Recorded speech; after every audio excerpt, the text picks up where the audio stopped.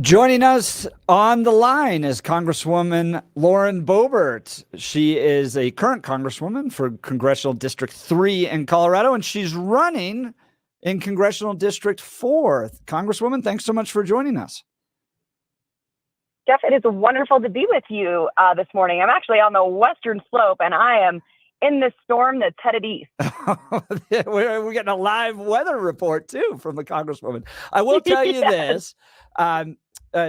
Years ago, when we were coming out of the pandemic for the Western Conservative Summit, we couldn't do our big shows like we traditionally did. So we went and filmed these little mini documentaries. One of them was up to Shooter's Grill. It was an opportunity to meet Lauren Boebert. She had just arrived on the scene, and it was fun to kind of document. We went to a gun range, all that stuff. But then we went to Shooter's Grill with about 30 people, and we had dinner, and Congresswoman Boebert made prime rib for all 30 people that were part of the film crew, that were supporters, that were all wanted to be there. I have never in my life had a congressperson make me dinner. I think it was the only time that's ever taken place, and that was Congresswoman Lauren Boebert. So, and then we get a weather report too. So she can do it just about all. So feeding people is my love language, Jeff. Is it? There you go. You got a lot of boys to feed too. So I imagine they're big eaters in your house. Let's dive into why you are the best candidate. You're in a competitive primary in Congressional District 4. Why are you the best to represent that district? Yes. Well, Jeff, my family and I are living in Windsor, Colorado now. They're in the 4th district and loving it more and more each and every day. Couldn't have picked a better spot to finish raising my boys in. And I am the only candidate that has a proven track record of actually doing what I say I'm going to do. If you remember years back, I defeated a 5-term Republican incumbent because he was campaigning one way and governing another. And that was frustrating to me to hear someone coming town to town, giving a conservative message to voters, and then having a not so conservative voting record in Washington, D.C. And so I have vowed to keep a conservative record and actually do what I say on the campaign trail, govern as I campaign. And I have my 100% conservative voting record from many different organizations that actually score the votes.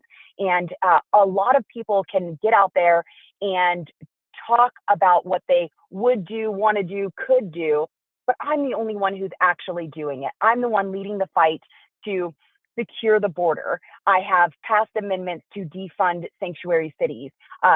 Before this Congress, in the previous Congress, I stopped the $450,000 checks that the Biden administration wanted to cut to families who were separated at the southern border after they entered our country illegally. And we can all talk about what's happening at the southern border all day long. This is the number one issue in our nation, the invasion that is taking place with 6.2 million people captured and released into the interior of our country, which of course is impacting Coloradans currently. But I've been down there, I had seen the crisis, and it was enough for me to force an impeachment inquiry for Joe Biden for his dereliction of duty at the southern border. And I was able to get every Republican in the House of Representatives to vote in favor of beginning that impeachment inquiry. And so I am the one leading the efforts at the southern border. Of course, I have many colleagues who are doing great work on this issue as well. But as far as the candidates here in CD4, I'm actually doing something about it. We're talking with Congresswoman Lauren Boebert, currently Congresswoman in Congressional District 3. She's moved now to Congressional District 4 and is running in a pretty competitive primary there. You're traveling around the district. You're meeting people. This is kind of a new district for you. A lot of the media coverage was concerning some of the personal challenges you've had. Are you running into that as you're meeting people out there? Or are they more focused in on issues? The media, they're the only ones concerned about anything other than policy and the actual job. So the things that you read in print are much different than how it looks on the ground. And it's been wonderful. And Jeff, as you know, I've been fighting for all of Colorado since my first campaign. I've been advocating for all of us and all of America. And so I love our state. I want to see it get back on track. And I'm doing everything that I can at a federal level to keep the federal government out of Colorado as much as possible. Take care of the national debt, because that's probably our number two biggest issue. It is absolutely unsustainable and immoral, the debt that we are putting on our children and our children's children. And as a mom and a grandma, I absolutely take that seriously and very personally. And so all of these federal issues I am working on to help each and every Coloradan. Of course, the media likes to focus on one thing and paint a picture for those who may not have met me in person. But on the ground, we are talking about policy. I'm talking to farmers and ranchers. I'm going down to Prowers County and to Baca. And, you know, I love southeastern Colorado. I have a great relationship with folks down there because I've represented southeastern Colorado with Crowley County and Otero County and Los Animas. So right now, those districts, they border one another. And so those issues are already things that I'm working on, whether it comes to our farmers and ranchers or even our water resources, working to approve the Arkansas Valley conduit. I certainly had a hand in that and was very proud to get that approved and see the groundbreaking for that project. But all of these issues are what's concerning voters, not just in the 4th district, but in all of Colorado and all of our nation. Just about every policy that comes from Democrats, whether it be at a state level or a federal level, is hurting Americans. And so I understand these issues and am working each and every day to provide a solution. We're talking with Lauren Boebert. Congressional District 3, you barely win by a few hundred votes during the last election. Congressional District 4 would kind of open you up to even be kind of more aggressive, more bold, more conservative. You wouldn't have to worry about those narrow margins in that kind of different district. What does your leadership look like differently in CD4 than it would in CD3? Well, certainly in the 3rd district, I was I guess you could say challenged to see how I can work with the other party, with Democrats, to pass a legislation that actually works for Colorado. And I really enjoy that. I really enjoy partnering with the opposition to find common ground without compromising my principles. So while in the 4th district, that's not as necessary politically, it's still necessary for the people to make sure we are passing reasonable legislation when it comes to our water or economic development. And so I certainly will continue to find ways to work with the other side on those issues that do not compromise our principles. But I will also work just as hard as I always have to stop the bad policy and promote good policy, even if we can't get bipartisan support. So I don't think I'm going to be changing who I am anytime soon. A lot of folks have tried to change me, wanted to change me, but I am radically me, and I'm going to govern just as I have. And that's the confidence that voters in Colorado's 4th district are finding in me. They already know how I govern. They already know how I will vote. And just about any issue that they have a concern with or a question about, I have a stake in the ground on that issue already. And they can look to that and say, this is exactly how I would be represented at a federal level by Lauren Boebert. And so I think that that's very assuring for the voters in the 4th district, because a lot of folks can sit at home and polish their stump speech message or give a non-answer in a debate, but we need someone who's actually going to do the work, and they can look to me and see that. I mean, right now, look, I'm still representing the 3rd district, having meetings here, campaigning in the 4th district, and traveling to Washington, D.C., and raising my boys.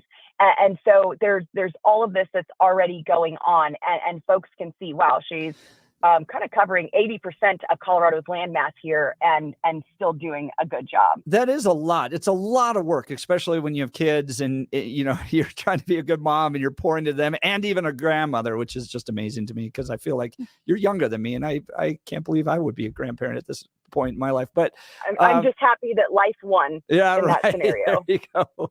That's exactly right. It is very demanding to be a congressperson. I've never held that role. I haven't sought it because of the demands on it. You are a very talented speaker.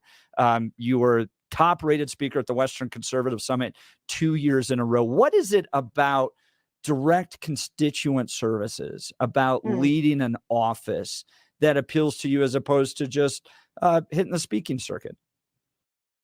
Yes, well, as far as I can remember, my life has always been about service. Once I started serving others in my personal capacity, I fell in love with that. I told you feeding people is my love language. Somebody comes in empty and leaves filled. That is fulfilling to me. That satisfies my very soul. And so from whether it was serving at McDonald's as a teenager, working in the oil and gas industry, and in the Piance Basin, producing good, affordable energy for all of America, or serving in my restaurant, or serving at the local jail to women who are at the lowest points in their life, and personally introducing these women who could turn to the God who could turn their shame into glory. This is my favorite part of life. And now I get to serve at one of the highest levels in our country. And you mentioned constituent services. That is something that goes overlooked. And I have an amazing staff that certainly helps me with this.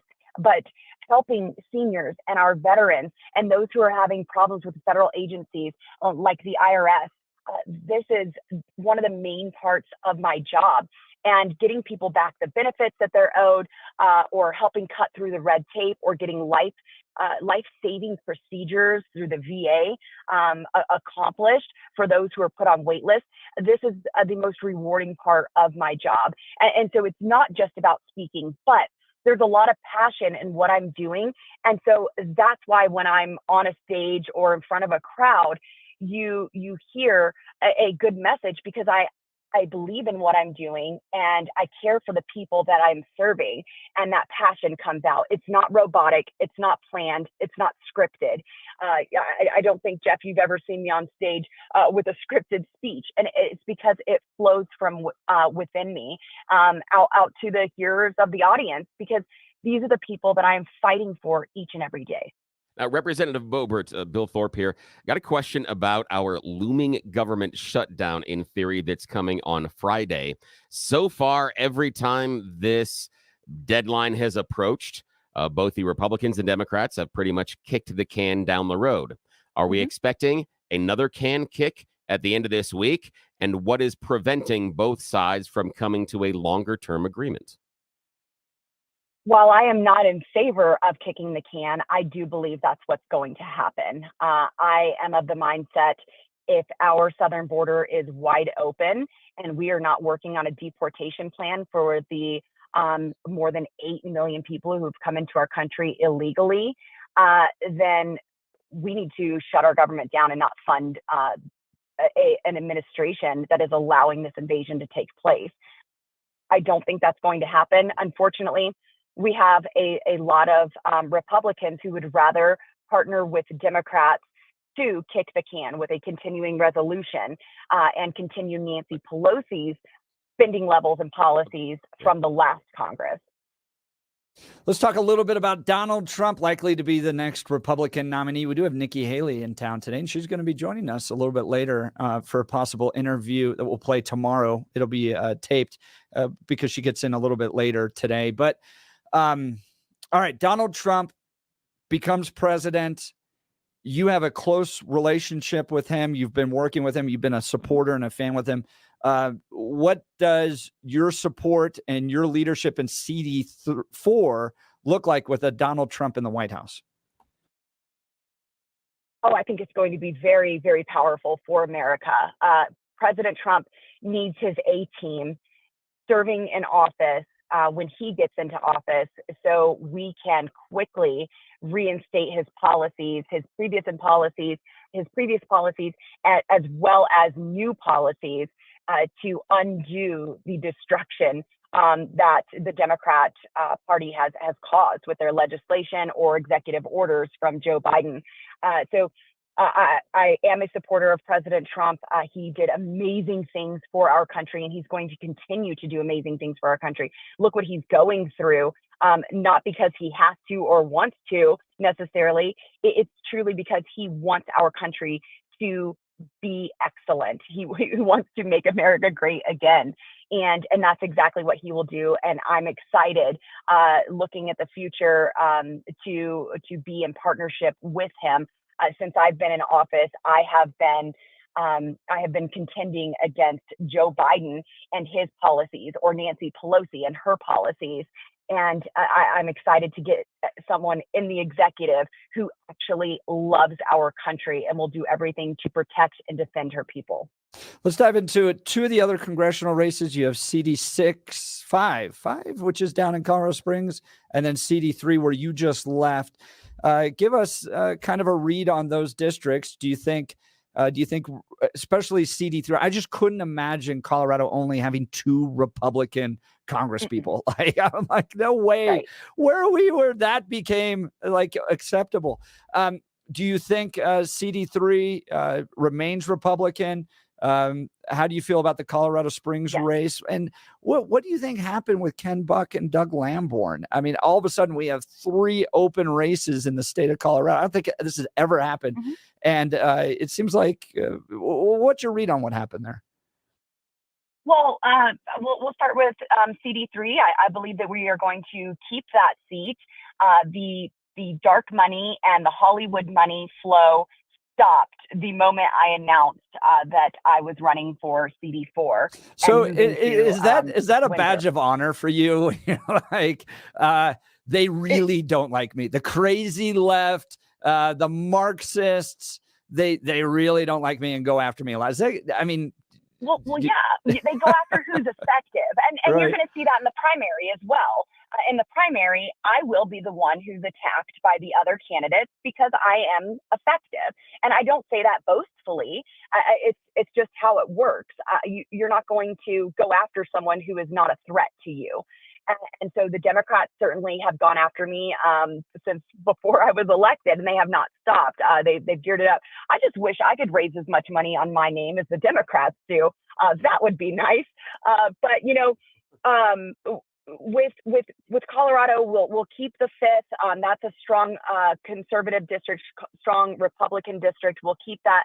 I do believe that we will have our 3 Republican seats remain in place. And as far as Doug Lamborn, we all are in favor of term limits, and he decided that it was time. He had been there and fulfilled his duties to whatever extent.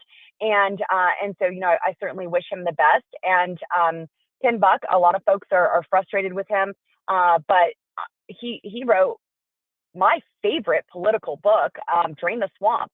I've read that book at least 5 times, and it's so spot on.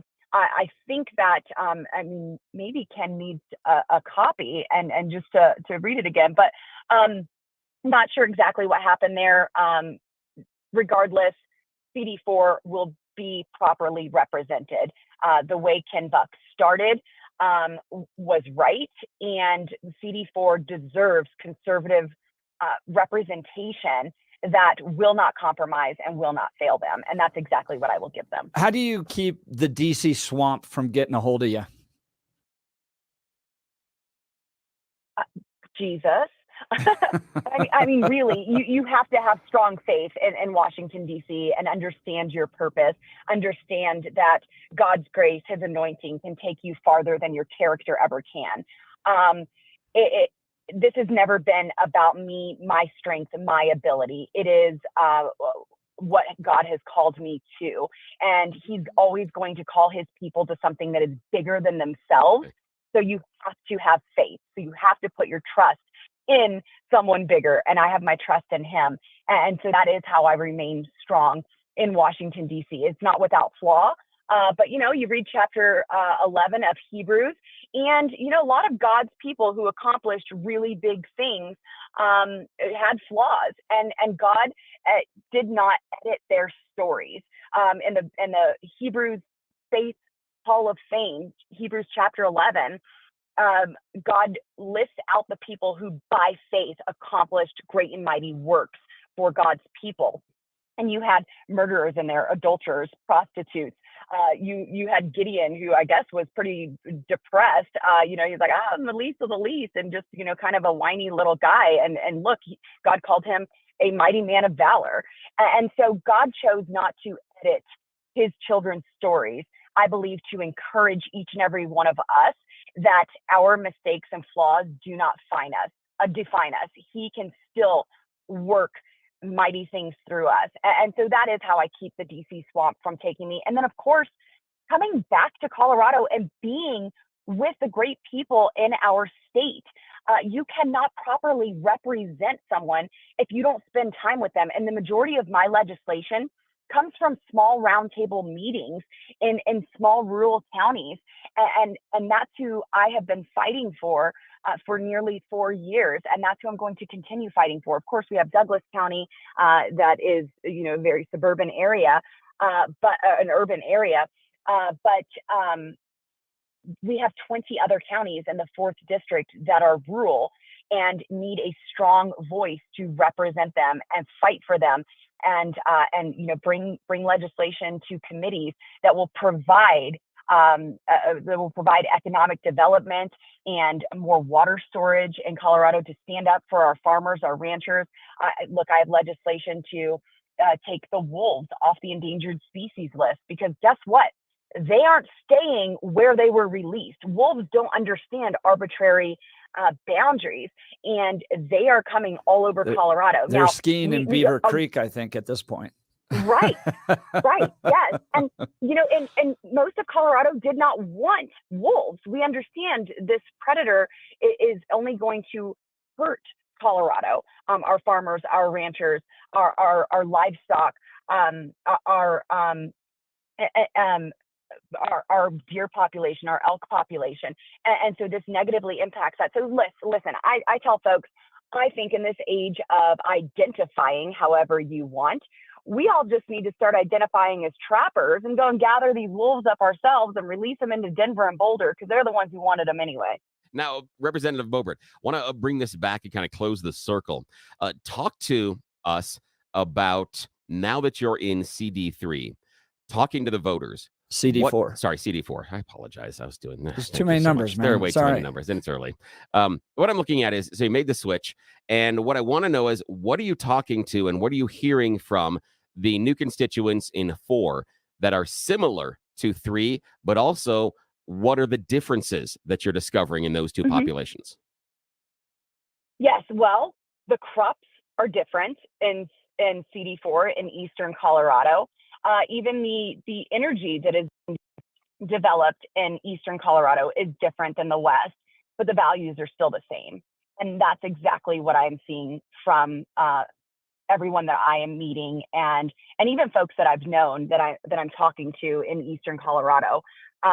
They want a government that leaves them the heck alone. They want inflation reduced. They want to produce energy. They want our southern border secure.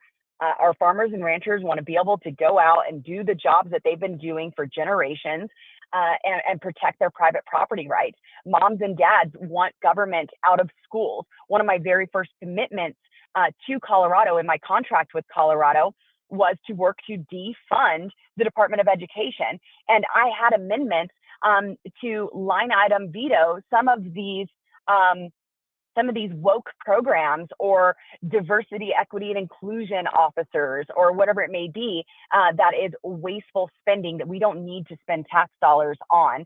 And so all of these issues impact eastern Colorado just the same as they do western Colorado. And that's why I'm fighting for our state as a whole each and every day. And so all of these national issues are top of mind right now. It's a presidential election year, and these national issues are impacting people negatively. So they want to know, when is accountability coming? When are we holding the Biden crime family accountable? When are we taking care of inflation? When are we going to become energy independent again? When are we going to protect our individual rights again? And this is what I've been working on. And again, I am the only proven candidate in this race that has a record of doing all of those things. And you know what's interesting? I told you the crops are different in Eastern Colorado, but the values are the same. Well, I have advocated for sugar beets for nearly 4 years without having a single sugar beet in Western Colorado. And lo and behold, now we have sugar beets. And so, that's an industry that I've already been working to protect and prop up. And now I will have the opportunity to directly represent them and continue fighting for them. Will you support Ken Buck's resolution regarding the 25th Amendment and Joe Biden? Oh, I mean, the 25th Amendment should have been invoked, but look, Kamala Harris is a great insurance policy for Joe Biden. No one wants her to be in office. But look, I filed articles of impeachment. I do believe, even without a Senate confirmation, that he needs to be impeached in the House. And if I don't see action, I have already made the promise to voters and to myself that if I don't see action on accountability with Joe Biden, I will go to the House floor and force a straight up and down vote, yes or no, to impeach Joe Biden. Representative Lauren Boebert joining us. Her website's laurenforcolorado.com. You want to learn more about her, laurenforcolorado.com. She already has a very high name ID, but if you're new to, or if you're in Congressional District 4 and she's new to you, that's where you can learn about her campaign. Congresswoman Boebert, thanks so much for joining us today. Thanks so much. God bless y'all.